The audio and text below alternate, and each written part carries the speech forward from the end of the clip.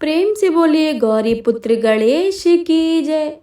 भगवान भोलेनाथ माता पार्वती की जय। वीर बजरंग बली की जय। प्रिय श्रोताओं, आप सभी का फिर से स्वागत है आपके अपने YouTube चैनल सोनी व्रत कथाएं।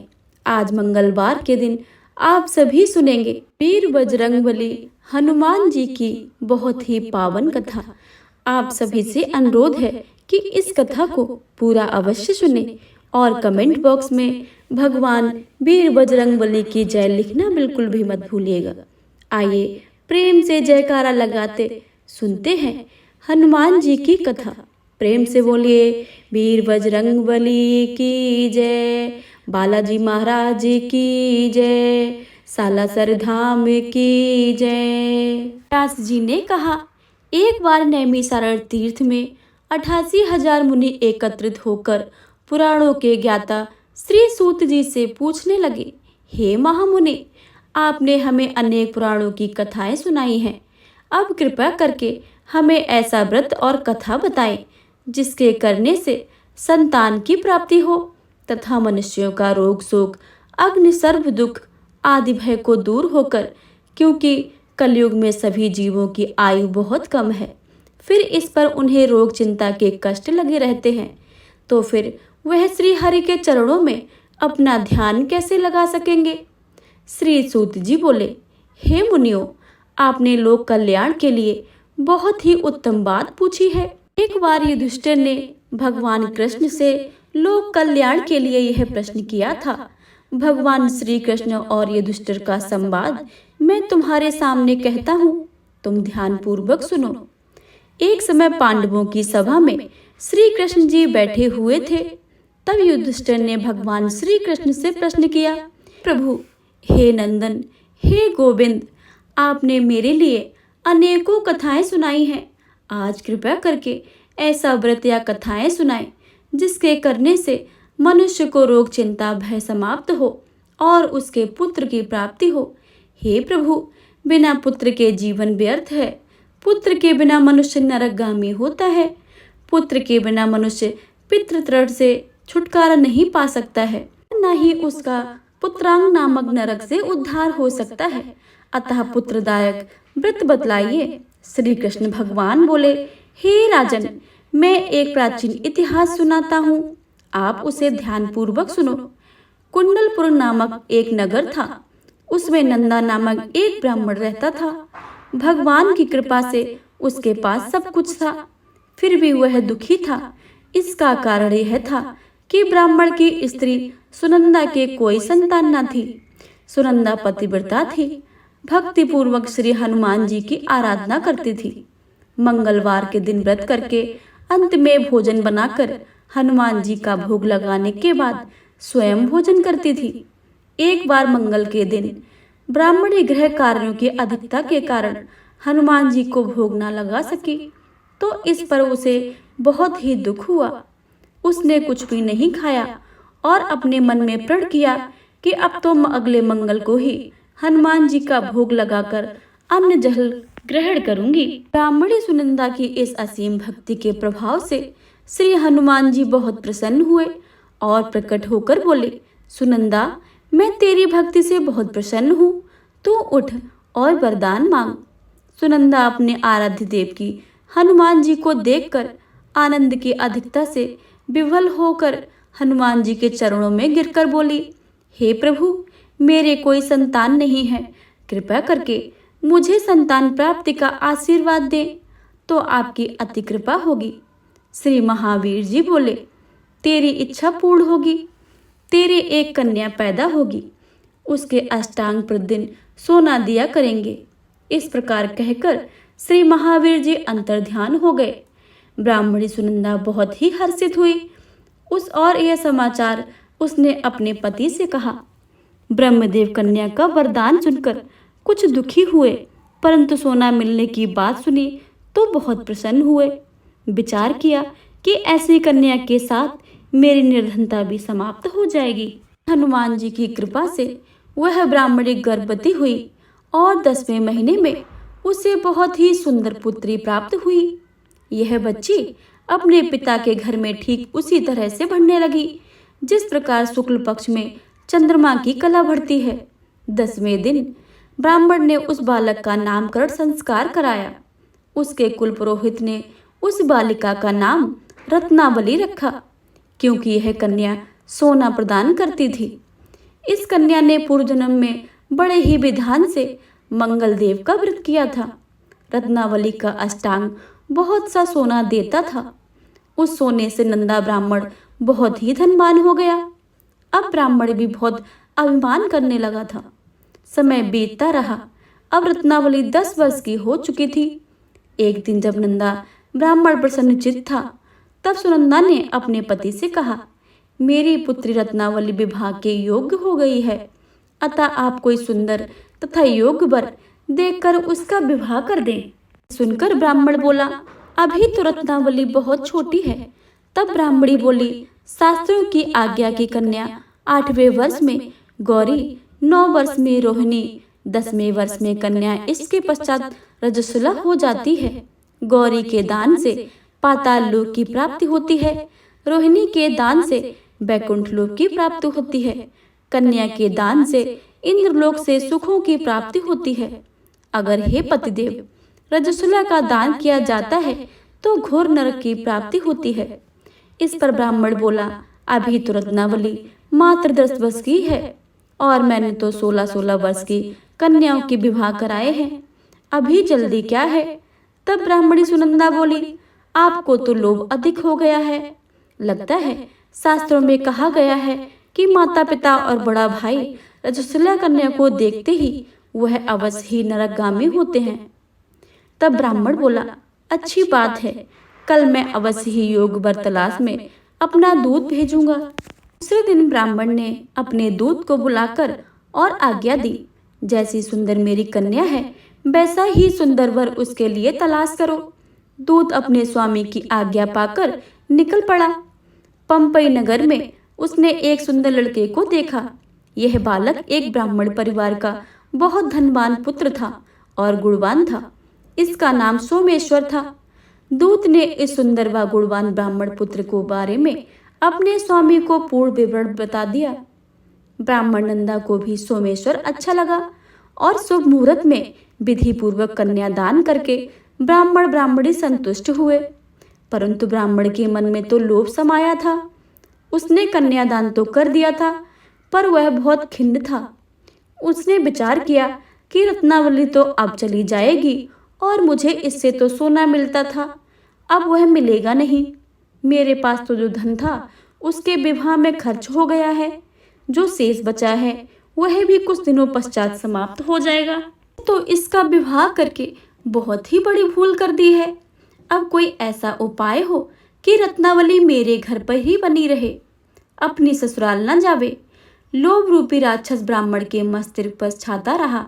रात भर अपनी सैया पर बेचैनी से करवटें बदलते बदलते उसने एक बहुत ही क्रूर निर्णय लिया। उसने विचार किया कि जब रत्नावली को लेकर उसका पति सोमेश्वर अपने घर के लिए जाएगा तो वह मार्ग में छिपकर सोमेश्वर का वध कर देगा और अपनी लड़की को अपने घर ले आएगा, जिससे नियमित रूप से उसे सोना भी मिलता रहेगा और समाज का कोई मनुष्य दोष भी नहीं देगा। प्रातःकाल हुआ तो नंदा और सुनंदा ने अपने जमाई और लड़के को बहुत सारा धन देकर विदा किया। सोमेश्वर अपनी पत्नी रत्नावली को लेकर ससुराल में अपने घर की तरफ चल दिया। ब्राह्मण नंदा महालोक के वशीभूत हो अपनी मति खो चुका था। पाप पुण्य उसे विचार न रहा था। अपने भयानक व क्रूर निर्णय को कार्य रूप देने के लिए उसने अपने दूत को मार्ग में अपने जमाई का वध करने के लिए भेज दिया था, ताकि रत्नावली से प्राप्त होने वाला सोना उसे हमेशा लगातार मिलता रहे और वो कभी निर्धन न हो। ब्राह्मणों के दूत ने अपने स्वामी की आज्ञा का पालन करते हुए उसके जमाई सोमेश्वर का मार्ग में ही वध कर दिया। समाचार प्राप्त ब्राह्मण नंदा मार्ग में पहुंचा और रुदन करती अपनी पुत्री रत्नावली से बोला, हे पुत्री, मार्ग में लुटेरों ने तेरे पति का वध कर दिया है। भगवान की इच्छा के आगे किसी का कोई वश नहीं चलता है। अब तू घर चल, वहां पर ही रहकर शेष जीवन व्यतीत करना। जो भाग में लिखा है वही होगा। अपने पति का अकाल मृत्यु से रत्नावली बहुत दुखी हुई। करुण क्रंदन से रुंदन करते हुए अपने पिता से बोली, हे पिताजी, इस संसार में जिस स्त्री का पति नहीं है उसका जीना व्यर्थ है। मैं अपने पति के साथ ही अपने शरीर को जला दूंगी और सती होकर अपने इस जन्म को माता पिता के नाम को तथा सास ससुर के यश को सार्थक करूंगी। ब्राह्मण नंदा अपनी पुत्री रत्नावली के ऐसे वचनों को सुनकर बहुत दुखी हुआ। विचार करने लगा, मैंने व्यर्थ ही जमाई का वध का पाप अपने सिर लिया है। रत्नावली तो उसके पीछे अपने प्राण तक देने को तैयार है। मेरा तो दोनों तरफ से मरण हो गया है। धन तो अब मिलेगा नहीं। जमाई वध के पाप के फलस्वरूप यम यातना भी भुगतनी पड़ेगी। यह सोचकर वह बहुत खिन्न हुआ। सोमेश्वर की चिता बनाई गई। रत्नावली सती होने की इच्छा से अपने पति का सिर अपनी गोद में रखकर चिता में बैठ गई। जैसे ही सोमेश्वर की चिता को अग्नि लगाई गई, वैसे ही प्रसन्न होकर मंगलदेव वहां प्रकट हुए और बोले, हे रत्नावली, मैं तेरी पति भक्ति से बहुत प्रसन्न हूँ, तू वरदान मांग ले। रत्नावली ने अपने पति का जीवन दान मांगा। तब मंगलदेव बोले, रत्नावली, तेरा पति अजर अमर है, यह महाविद्वान भी होगा और इसके अतिरिक्त तेरी जो इच्छा हो सो वर मांग ले। तब रत्नावली बोली, हे ग्रहों के स्वामी, यदि आप मुझ पर प्रसन्न हैं तो मुझे यह वर दीजिए कि जो मनुष्य मंगलवार के दिन प्रातः काल लाल पुष्प लाल चंदन से पूजा करके आपको स्मरण करे, उसके रोग व्याधि ना हो, स्वजनों का कभी वियोग ना हो, सर्प अग्नि तथा शत्रुओं का भय ना रहे। जो स्त्री मंगलवार का व्रत करे वह कभी विधवा ना हो। मंगलदेव तथास्तु कहकर अंतर्ध्यान हो गए। सोमेश्वर मंगलदेव की कृपा से जीवित हो उठा। रत्नावली पति को पुनः प्राप्त करके बहुत ही प्रसन्न हुई और मंगलदेव का व्रत करके प्रत्येक मंगलवार को व्रतराज और मंगलदेव की कृपा से इस लोक में सुख ऐश्वर्य को भोगते हुए अंत में अपने पति के साथ स्वर्ग लोक को गई। प्रेम से बोले, भगवान मंगलदेव की जय, भगवान वीर बजरंगबली की जय। मंगलवार की एक और कथा के अनुसार एक ब्राह्मण दंपति की कोई संतान नहीं थी, जिसके कारण पति पत्नी दुखी थे। वह ब्राह्मण हनुमान जी की पूजा हेतु वन में चला गया।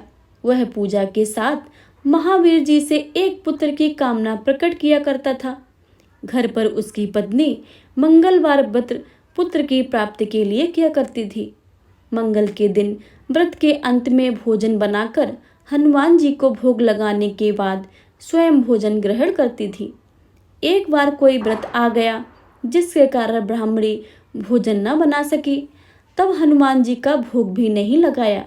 वह अपने मन में ऐसा प्रण करके सो गई कि अगले मंगलवार को हनुमान जी का भोग लगाकर अन्न ग्रहण करूंगी। वह भूखी प्यासी 6 दिन तक पड़ी रही। मंगलवार के दिन उसे मूर्छा आ गई। तब हनुमान जी उसकी लगन और निष्ठा को देखकर अति प्रसन्न हो गए। उन्होंने उसे दर्शन दिया और कहा, मैं तुमसे अति प्रसन्न हूँ। मैं तुमको एक सुंदर बालक देता हूँ जो तेरी सेवा किया करेगा। हनुमान जी मंगलवार को बाल रूप में उसको दर्शन देकर अंतर्ध्यान हो गए। सुंदर बालक पाकर ब्राह्मणी अति प्रसन्न हुई। ब्राह्मणी ने बालक का नाम मंगल रखा। कुछ समय पश्चात ब्राह्मण वन से लौटकर प्रसन्नचित्त सुंदर बालक को घर में क्रीड़ा करते देखकर वह ब्राह्मण पत्नी से बोला, यह बालक कौन है? पत्नी ने कहा, मंगलवार के व्रत से प्रसन्न होकर हनुमान जी ने दर्शन देकर मुझे यह बालक दिया है। पत्नी की बात छल से भरी जान उसने सोचा यह उल्टा व्यभिचारिणी अपनी कलुषता छुपाने के लिए बातें बना रही है। एक दिन उसका पति कुएं पर पानी भरने चला तो पत्नी ने कहा कि मंगल को भी साथ ले जाओ। वह मंगल को साथ ले चला और उसको कुएं में डालकर वापस पानी भरकर आया। तो पत्नी ने पूछा कि मंगल कहाँ है? तब मंगल मुस्कुराता हुआ घर आ गया। उसको देखकर ब्राह्मण आश्चर्यचकित हुआ। रात्रि में उसके पति से हनुमान जी ने स्वप्न में कहा, यह बालक मैंने दिया है, तुम पत्नी को उल्टा क्यों कहते हो? पति यह जानकर बहुत ही हर्षित हुआ। फिर पति पत्नी मंगलवार का व्रत कर अपने दिन को आनंद पूर्वक व्यतीत करने लगे। जो मनुष्य मंगलवार व्रत की कथा को सुनता है या पढ़ता है और नियम से व्रत करता है, उसके हनुमान जी की कृपा से सारे कष्ट दूर होकर सर्व सुख प्राप्त होते हैं। प्रेम से बोले वीर बजरंग बली की जय, हनुमान जी की जय। हे प्रिय भक्तों, अब आप श्रवण करेंगे मंगलवार की दूसरी कथा। तो प्रेम से बोलिए हनुमान जी की जय। एक समय की बात है, एक ब्राह्मण दंपति की कोई संतान नहीं थी, जिस कारण वह बेहद दुखी थे। एक समय ब्राह्मण वन में हनुमान जी की पूजा के लिए गया। वहां उसने पूजा के साथ महावीर जी से एक पुत्र की कामना की। घर पर उसकी स्त्री भी पुत्र की प्राप्ति के लिए मंगलवार का व्रत करती थी। वह मंगलवार के दिन व्रत के अंत में हनुमान जी को भोग लगाकर ही भोजन करती थी। एक बार व्रत के दिन ब्राह्मणी ने भोजन नहीं बना पाया और न ही हनुमान जी को भोग लगा सकी। उसने यह प्रण किया कि वह अगले मंगलवार को ही भगवान को भोग लगाकर ही भोजन करेगी। वह भूखी प्यासी 6 दिन तक पड़ी रही। मंगलवार के दिन वह बेहोश हो गई। हनुमान जी उसकी निष्ठा और लगन को देखकर प्रसन्न हुए। हनुमान जी ने उन्हें आशीर्वाद स्वरूप ब्राह्मणी को एक पुत्र दिया और कहा कि यह तुम्हारी बहुत ही सेवा करेगा। बालक को पाकर ब्राह्मणी अति प्रसन्न हुई। उसने बालक का नाम मंगल रखा। कुछ समय उपरांत जब ब्राह्मण घर आया तो बालक को देखकर पूछा कि यह कौन है। तब पत्नी बोली कि मंगलवार व्रत से प्रसन्न होकर हनुमान जी ने उसे यह बालक दिया है। ब्राह्मण को अपनी पत्नी की बात पर विश्वास नहीं हुआ। एक दिन मौका देखकर ब्राह्मण ने बालक को कुएं में गिरा दिया। घर पर लौटने पर ब्राह्मणी ने पूछा कि मंगल कहाँ है। तभी मंगल पीछे से मुस्कुराकर आ गया।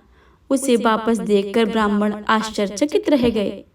रात्रि को हनुमान जी ने उसे सपने में दर्शन दिए और बताया कि यह पुत्र उन्होंने दिया है।